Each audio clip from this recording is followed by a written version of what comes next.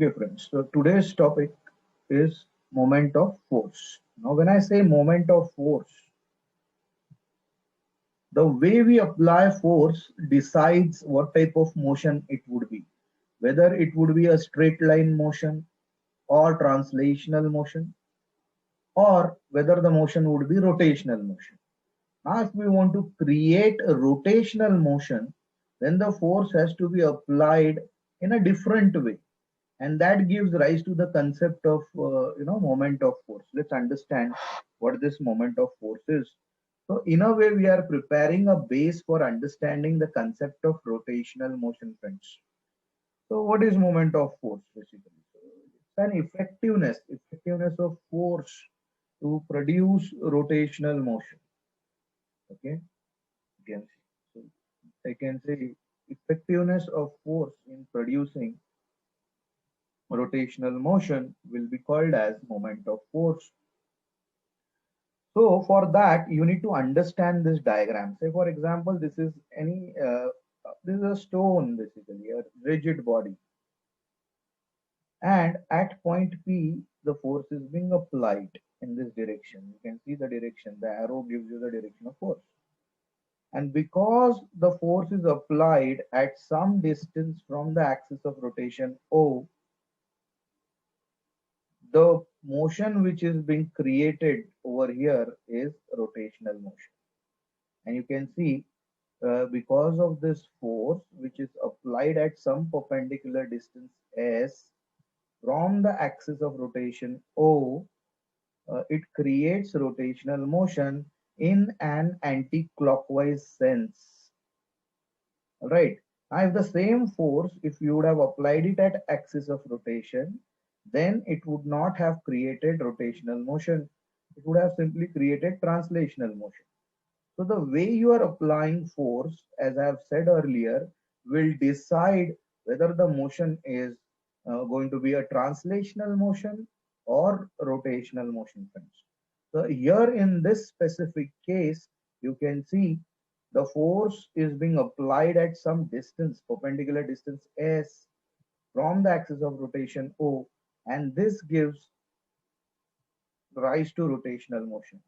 At the line of application of force passing through the axis of rotation O, then the motion, rotational motion would not have happened over here in this case. All right. Now this line of action of force, which is being applied at point P, this point P lies at a distance R from O, and S is the shortest distance from O to the line of action. You can see. This is creating a right angle triangle. The construction is creating a right angle triangle over here.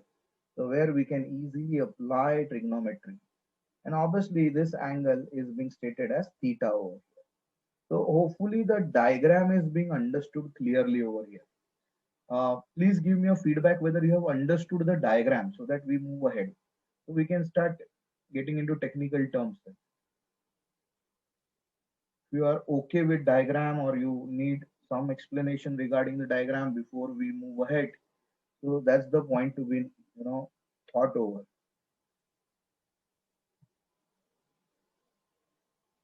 Yeah, so most of you say yes, so you have understood the diagram, I believe. Okay, so this is a definition. Effectiveness of force in producing rotational motion is moment of force. Now we will try to establish some equations for this moment of force in terms of the notations given in the diagram. We all know R stands for the distance of the line of action or the point of application of force from the axis of rotation, and it's making angle theta with the horizontal line of action of force. This is the line of action of force. And when you drop a perpendicular from O on the line of action of force, that distance is S, which is creating this right angle triangle, you can see. Now, under the given circumstances, let's try to, create an equation for this moment of force. So this is something in accordance with what I have discussed. So the moment of force about an axis will depend on two factors. First, what is the magnitude of this force? You can see. More the magnitude, obviously more will be the moment of force. Second, the perpendicular distance between the axis of rotation and the line of action of force. We also call it as moment arm. So we are just locating this moment arm in the diagram. Perpendicular distance from O to the line of action. That distance is S. So more the distance, more will be the moment of force. More the magnitude of force, more would be the moment of force. And vigorous would be the rotational motion in that case. So under the given situation, this magnitude of moment of force then would be defined technically as the product of force, obviously the magnitude of force, and the momentum. And it is denoted by the notation tau, or we also call it as torque, which is denoted by the notation tau.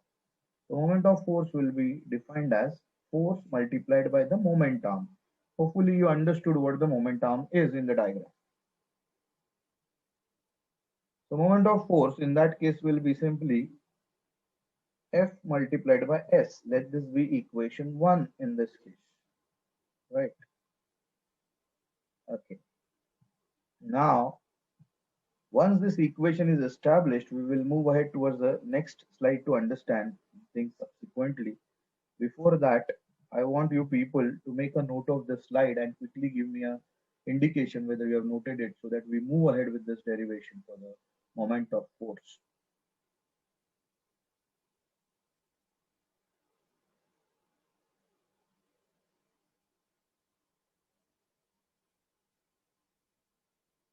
So most of you say done.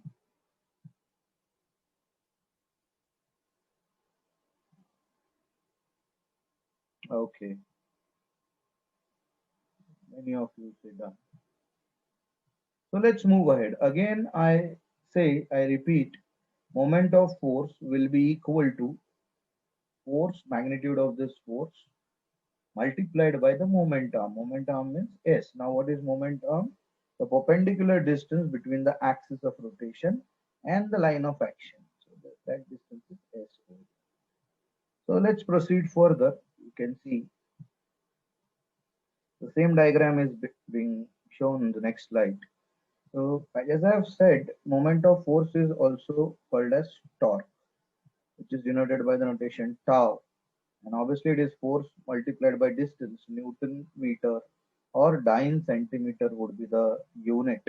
Now SI unit is Newton meter, that is force multiplied by distance. Obviously the dimensions of torque would be M1 L2 T minus 2. So these are similar to work, but torque and work are entirely different physical quantities which one need to understand over here. You should be able to demarcate the difference between the two. Okay. Now you can see if R is the position vector, that's what they're saying. With respect to this triangle, which is a right angle triangle, let's apply trigonometry. Okay, so you can see sine theta in this case would be opposite side, that is S divided by R. So subsequently, S would be given as R sine theta. You can see from this equation, you place S equal to R sine theta. Now, if S is R sine theta, then just put the value of S in the equation 1. If you all remember, this is the equation 2. And now we would be putting the value of this S, that is the momentum, in equation 1. So before we do that, please make a note of it because that derivation will be continued on the next slide. Give me a feedback if you are done with it.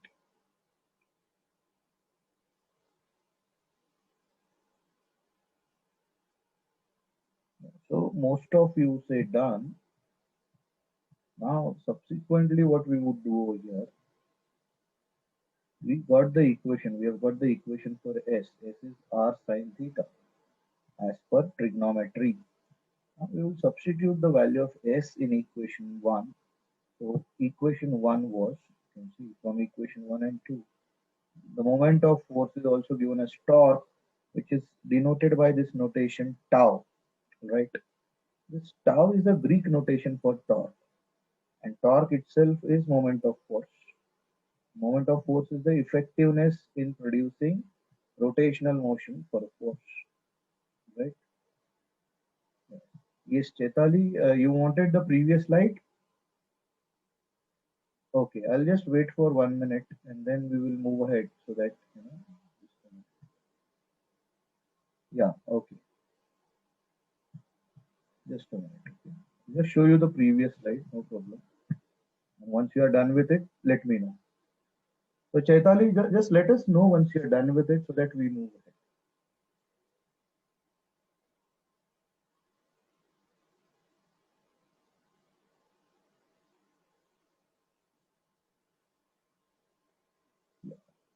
Is it done, Chaitali? Okay, fine. No issues. So what I was saying, the value for S would be substituted in equation 1. So that's why they are saying from equation 1 and 2, next slide, tau. Tau means the torque. This is a Greek notation used for the concept of torque. Okay, so tau will be F and into, because of S, it is being substituted as R sine theta. So can I say force is a vector quantity, position vector is a vector quantity R, and sine of angle between them. So can I represent it in terms of a cross product or a vector product? So that's why the torque is a vector quantity, and the direction of the torque is also given by right hand rule, the way we found out angular velocity, angular acceleration, and so on, angular displacement. So torque is a vector quantity. So you can always denote it as tau bar, and will be always perpendicular to the plane containing R and F. So that's why it's given by right hand rule. And you can see how we express this torque. So tau bar can be expressed as the cross product of position vector and force vector. Because it is not commutative, you have to strictly obey it as R bar cross F bar. You not put it as F bar cross R bar, right? It will be always R bar cross F bar because theta is associated with R over here in this case. So this is the equation for torque, friends. So let's say when this torque or moment of force, so time and again when I say torque, you can also consider it as moment of force. Torque is a simpler way of saying or describing this rotational force rather than moment of force, but they mean one and the same. Now, if this torque makes the body move clockwise or anti-clockwise, accordingly the sign conventions are used in problems. So if the rotational motion produced by the torque is in anti-clockwise sense, then the moment of force or the torque will be considered as positive in the equations. Whereas if the rotational motion is produced in a clockwise sense, you will take the moment of force or torque as negative. Please make a note of it before we proceed towards a small problem on moment of force. Once you are done with it, let me know.